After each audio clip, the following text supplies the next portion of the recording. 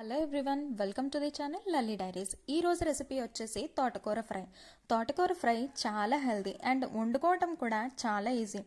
సింపుల్గా ఎలా చేసుకోవాలో వీడియోని స్కిప్ చేయకుండా క్విక్గా చూసేయండి. ముందుగా స్టవ్ ఆన్ చేసి కడాయి పెట్టుకోవాలి. దాంట్లోకి 1 టేబుల్ స్పూన్ ఆయిల్ వేసుకోవాలి. ఆయిల్ హీట్ అయ్యాక 1 టీ స్పూన్ శనగపప్పు, 1 టీ స్పూన్ మినప్పప్పు, 1 టీ స్పూన్ ఆవాలు, 1 టీ స్పూన్ జీలకర్ర, 2 చెదిపి పెట్టుకున్న ఎండుమిర్చి వేసి పోపు అంతటినీ కూడా బాగా వేయించాలి.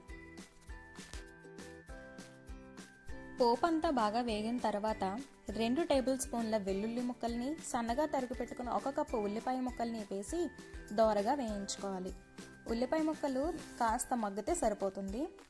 ఉల్లిపాయలు మగ్గిన తర్వాత 1 టీ స్పూన్ సాల్ట్ వేసుకొని బాగా మిక్స్ చేసుకోవాలి. 1/2 టీ స్పూన్ పసుపుని కూడా వేసి బాగా వేయించాలి.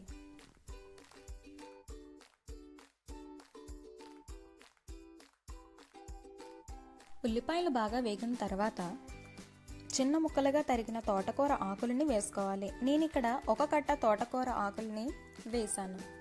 ఒకసారి అంతా బాగా కలుపుకోవాలి. వేయించిన పోపు ఇంకా తోటకూర ఆకుల్ని కూడా నూనెకు పట్టేలాగా బాగా ఒకసారి కలుపుకోవాలి. బాగా కలుపుకొని మూత పెట్టుకొని లో ఫ్లేమ్లో ఒక 15 మినిట్స్ ఉడికించుకోవాలి. తర్వాత మూత తీసి చూస్తే ఆకుకూర నుంచి ఇలా వాటర్ అనేది సెపరేట్ అవుతూ ఉంటుంది. ఆకుకూరలో సపరేట్గా మనం వాటర్ వేయాల్సిన అవసరం లేదు, దానంతట అదే ఉడికిపోతుంది. కొద్దిసేపటికి మళ్ళీ మూత పెట్టుకొని లో ఫ్లేమ్లోనే ఒక 10 మినిట్స్ పాటు కుక్ చేసుకోవాలి. ఆకుకూర సగానికి పైగా ఉడికిపోయి ఉంటుంది.